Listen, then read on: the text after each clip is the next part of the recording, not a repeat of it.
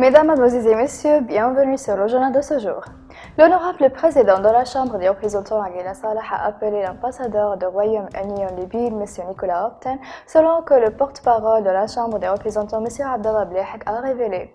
Le porte-parole de la Chambre des représentants a déclaré que son Excellence, le conseiller Aguila Salah, avait discuté avec l'ambassadeur britannique des derniers développements de l'arrêt libyenne et des moyens de parvenir à un mécanisme à la hauteur des aspirations du peuple libyen en se référant à l'initiative de son Excellence, le président du Parlement, et les dispositions qui contribuent à faire avancer le processus politique. Et l'honorable président du Parlement, le conseiller Aguila Salah, a discuté avec l'ambassadeur britannique de l'intensification des relations bilatérales et de la coopération entre les deux pays amis au niveau politique et économique.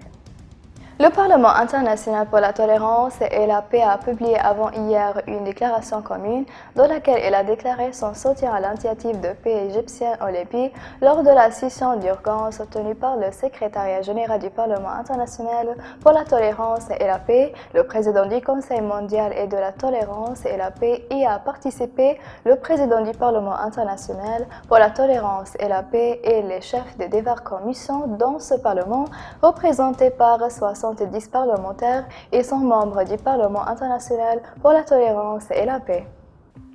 Un chef militant a été tué par les rangs des mercenaires syriens dans les environs de la ville de Sirte, selon l'Observatoire syrien des droits de l'homme.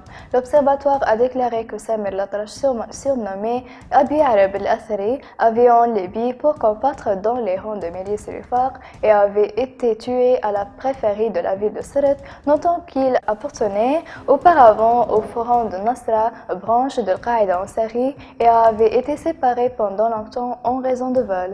Jeudi, la presse a indiqué que son corps avait été retrouvé et son identité confirmée après avoir examiné ses pièces d'identité.